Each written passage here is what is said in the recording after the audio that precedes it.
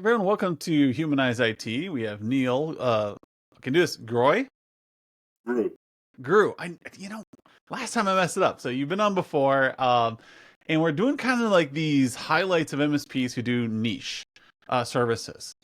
And the goal here is to show you all that niche services aren't just a matter of doing a full stack and then picking a vertical, but rather it's saying customize your stack for a vertical.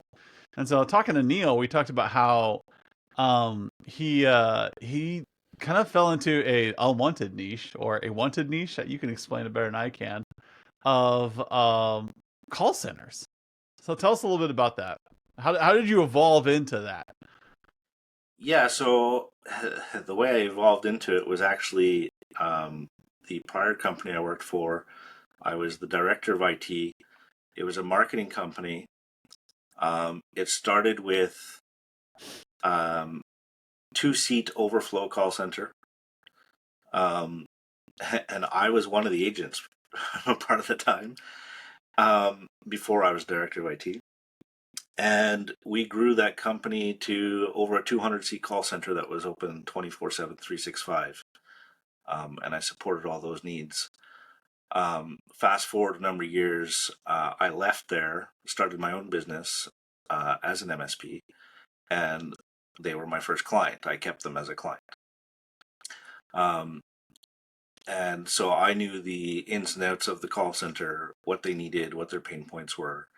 Um, and to Adam's point, it's a great niche, but the unwanted side is one of the more challenging things with that niche is many of these call centers do have extended hours or 24 hours, don't close on holidays. And if something goes wrong, specifically with a phone system, if you have downtime, every minute you're down, you have tens or hundreds of agents twiddling their thumbs, not only costing you in HR, but loss of potential revenue. Yep. So you have to be able to react quickly and get their problems resolved at any time of the year. Yeah, and you said something interesting earlier that you work a bit on the software side as well.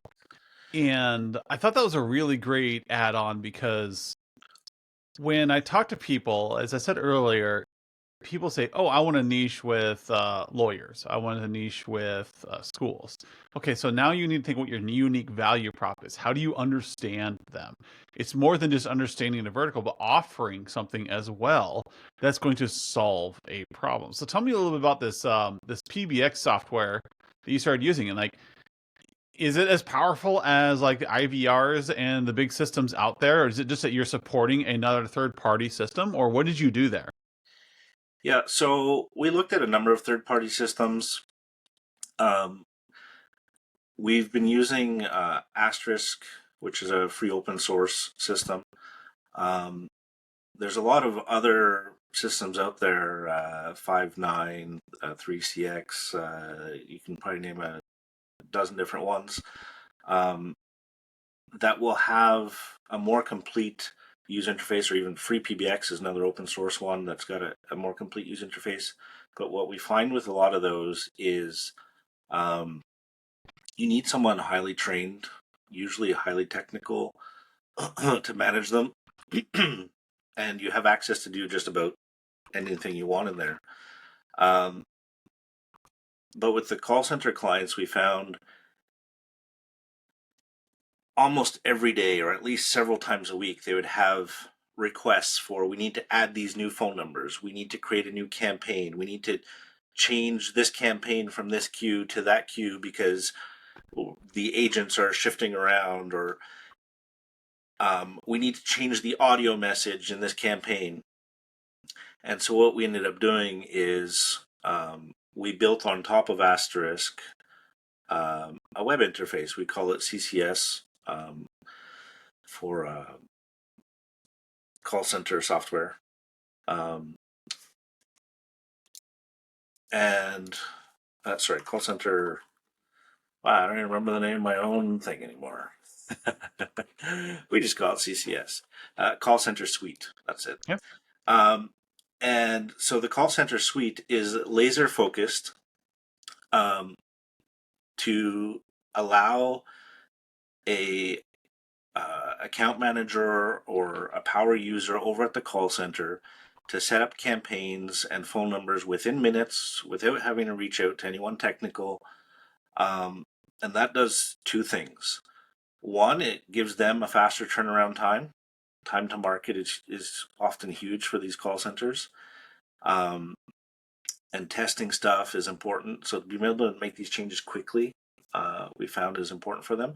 So with this software, they're able to do that.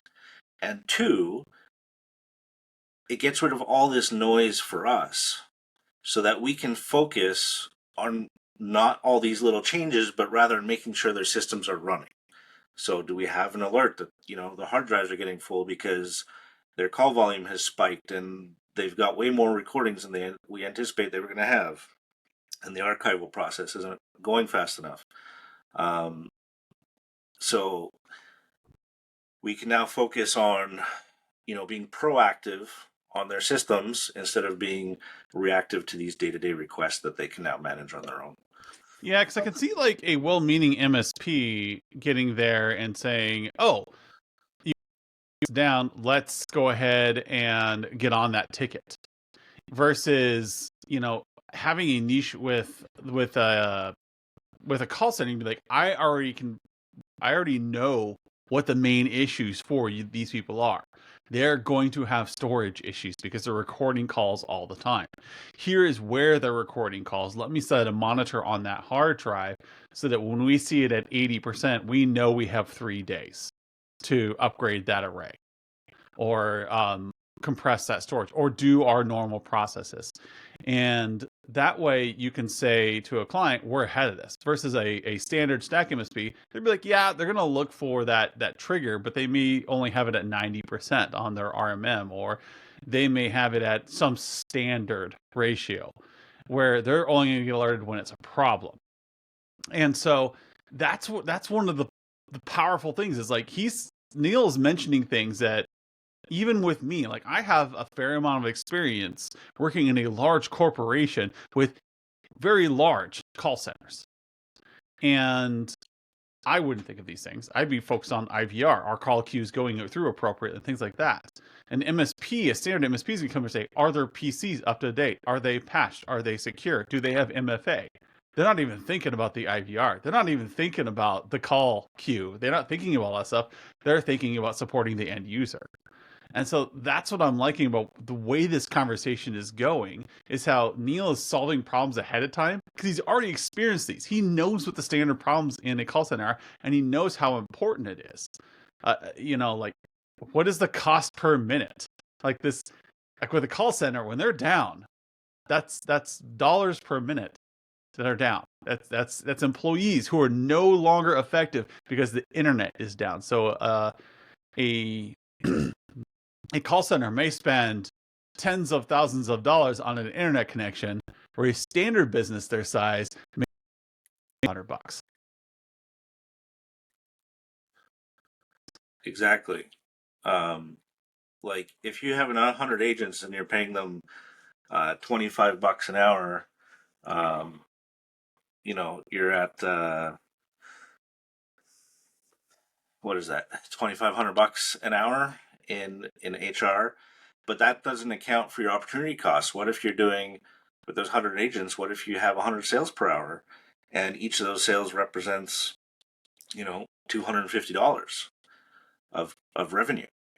So now you have the lost of opportunity costs plus you're out of pocket on your HR fees.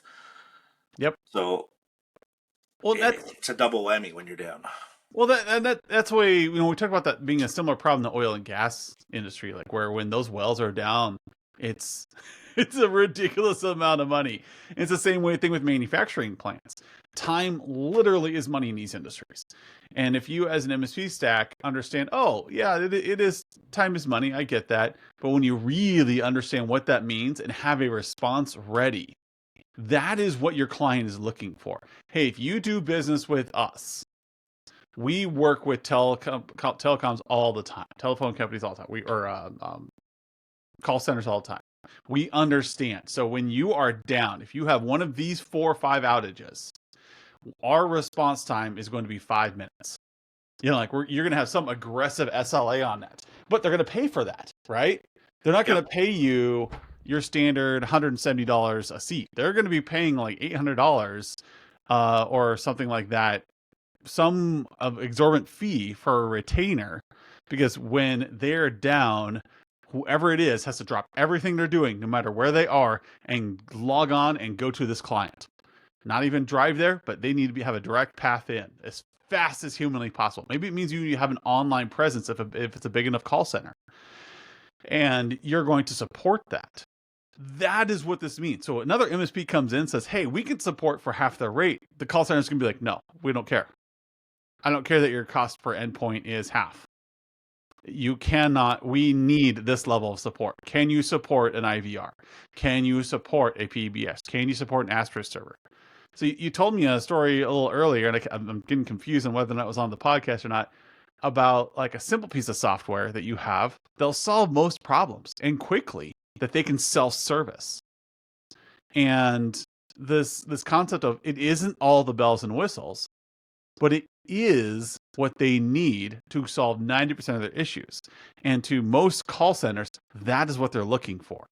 They want Yep. quick resolution to problems so they can adapt and move. Exactly. Did you mention on the podcast already? Yeah, that was the call center suite that we covered. Yeah, I was like trying to remember what. You're saying it was CCM. I was trying to look it up really fast. And then if anybody watching the video could tell, like my whole internet stalled there for about 10 solid seconds. I was just like, oh no. Yeah. It's like I got a little distracted. So if you could come over and troubleshoot my internet connection, that'd be great. I've only got 600 megs, so I don't know what's causing congestion. It's probably my hard drive. Your son's Xbox. Yeah, probably. Probably. He's probably up there playing Fortnite, sucking up 590 megs. And he's like, why do I have lag? Because I'm using 10 of it. Exactly. So, yeah, I mean, there's a couple other industries we're going to talk about, and one of them we were going to talk about was like potentially the architecture industry. Like you right now you're in the call center industry. Is this something you want to stay in? Is it something you want to expand on? It's kind of where we have our roots, so I don't think it's ever going to go away.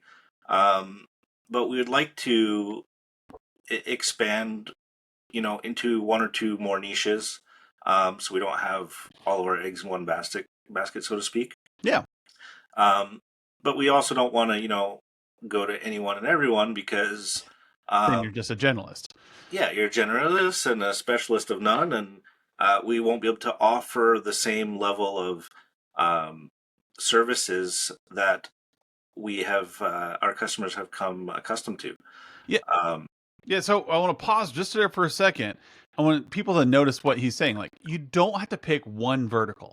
You should start with one vertical and get a feel for what it means to niche. But you should actually think like, okay, what else am I good at? And so what is number 2 going to be for me? And what specific things can I add to go in there? So I want you to continue on your conversation there. Like, yeah.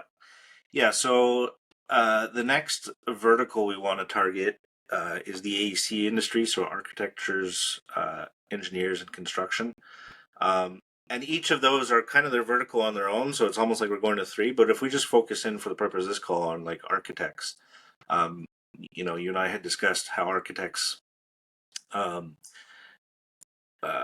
of the main things they use is CAD software in some form. And for them to be able to do their jobs efficiently, that piece of software usually requires a lot of horsepower, a good solid PC.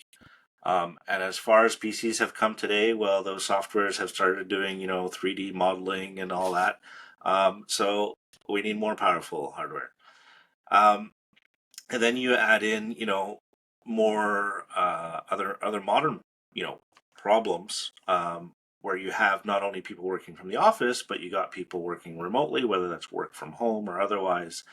So now what? Do you get them 2 powerful machines? Do you get them 3 powerful machines?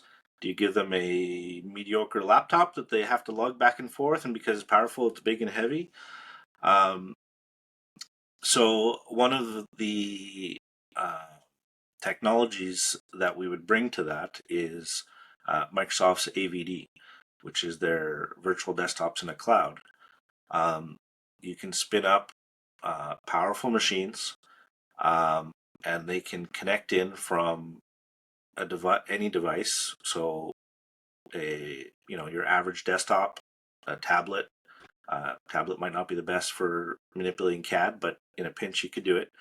Um, and so it could be, their home computer can remote in and connect, and it doesn't have to be anything special. And they have access to all the tools they're used to, the raw horsepower under the hood, and it remains secure within the company's, um, cloud network, um, protected. So even if a device gets lost or stolen, the IP is not lost. It's safe in the cloud. So it gives a number of advantages there, um, and you don't have to go through your usual upgrade cycles, um, because now it's like, oh, we don't have enough horsepower. Okay, let's beef up the server in the cloud. A maintenance window of a few minutes, a restart of a server, and you're off to the races. No more procuring, and I mean, yes, you still need to procure their end device, but it's um, much less of an issue than procuring, the monster that's powering the real raw horsepower in there. Something that you could think about doing in there, right? I used to work for critical infrastructure, so those vaults underneath your streets where all of your um, like your fiber connects in underneath there, their power lines connect underneath there, and they're called vaults. And one of the things an architect needs to know, or an engineer needs to know, is do they have enough room to bring in a new pipe for, like, say, a new office building? And in the afternoon, mapping out what is this dark, like, dank room. If you've never been to one of these places, this is where they have like the kill scenes in murder movies, right? It's not the funnest place to hang out for a day. So what they want is they want a really accurate mapping of one of these rooms. Well, there's a problem. A LiDAR system costs around 5 to 10 grand just to have one, right? There are these cameras that like you can mount in the middle of a room, or you can put, actually, I think today you can put them on drones, and they will map out to like the micrometer, where everything in a room is. They are beautiful pieces of machinery. Then you load them into a CAD system, and then you can map it out. But small businesses don't really want to spend 10, 20 grand on an item they're going to use one, maybe 2 times a year. So they'll rent it. What if your MSP had this technology, knowing that you've got 40 clients that will use a LiDAR system? Why not have one available and say, hey, look, it's $1,000, or it's part of our offering. If you need the LiDAR system, give us a call. We'll have a tech come down, and as part of your rates, we will do LiDAR mapping for you. And for your architecture firm, it may not be that you're mapping out a vault underneath a city street. You might be mapping out a remodel in a home. And now, instead of sitting in this room all day with a really high expensive laptop, you're sitting at home in your nice comfy chair in your office working off this model that they can now say, oh, I'm going to move this here. I'm going to take the support beam. I'm going to put it over here. And they can do everything they need. They can map out this entire thing. But you have to talk to your architecture firms and say, is this something useful to you? If we bought a LiDAR system, would you want to use it? And if you have like 10, 15 clients, said, yes, I will pay you an extra $5,000 a year for access to a LiDAR system. Because I know when I worked for the critical infrastructure, like we were like looking at draining like something like 100 grand on one. It was a specific use one though. It would do something where we could map out substation areas, we could map out vaults, we could do a whole bunch of things with it, and they were trying to decide, would this be a cost savings to the corporation as a whole. But you as an MSP could say that, like, you've got tools that you spend $10,000 on routinely. They're just part of your stack. You don't even think about it these days. Oh yeah, we dropped 10 grand on a server, we'll deploy it over to this company. what in like think about your tools. Like how much does what did Flukes use? Flukes used to cost like $1,000. I don't know Yeah. what I think you can get them for like $50 now. Well, maybe a knockoff. They're probably What? still not cheap. I said maybe a knockoff for $50. I think they're still not cheap, but Yeah. they've probably come down in price. But the point But is, you're used to buying expensive tools because your client wants to know that you're doing this well, and then you know that if you have this expensive tool, it'll save you hundreds of hours a year, which is better than paying the man hours. Just like with a call center earlier, right? You have the right tool in the place; it's worth the money. So if you're going into architecture, offering up these unique systems, like we do have access to this. We do have one of these. We have a certified tech for this.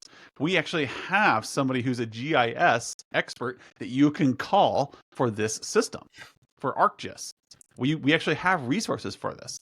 That's how a niche system works. That's how you get into architecture and to design, is by having resources that normally they would have to spend thousands of dollars to get. yeah, the way I kind of position our company is like, look, um, all businesses need their Windows patched and their software patched, and they need some kind of tech support when they have a problem. And you know what? Bob and his uncle and everyone under the sun offers these services these days. It's become pretty commoditized.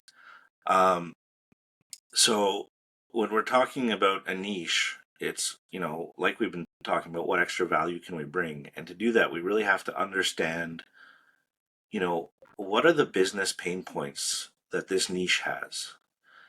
And how can we use technology to solve those problems for them?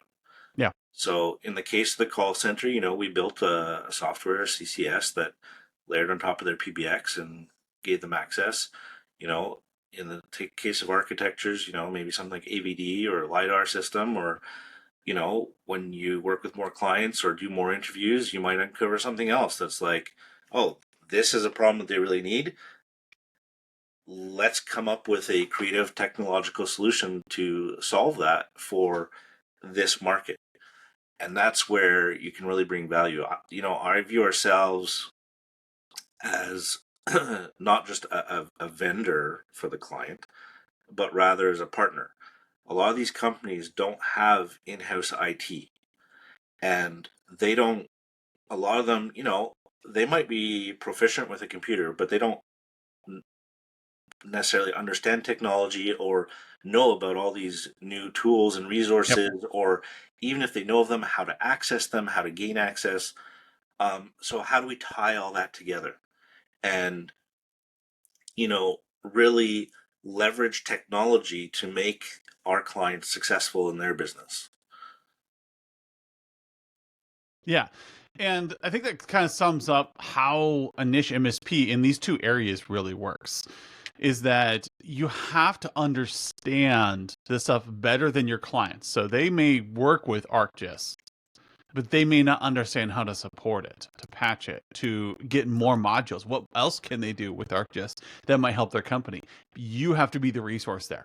Same thing with phone systems. They may not understand how to use an IVR to its fullest extent. They know how to sell really well, they know how to run their scripts really well, but they don't understand that, hey, they could also be doing this. And Yep. that's where you as a resource come in. That's why you can charge more as a niche MSP, because you're offering niche services that are solving problems, helping them to be more competitive in their marketplace. So we're going to have Neil on again here next week, and we're going to talk about a little bit more about what does it look like to say niche in the security market. Like, is it the same? Is security a niche itself, or do you need to do more? So thanks for coming on today, Neil, and we'll next week. Bye.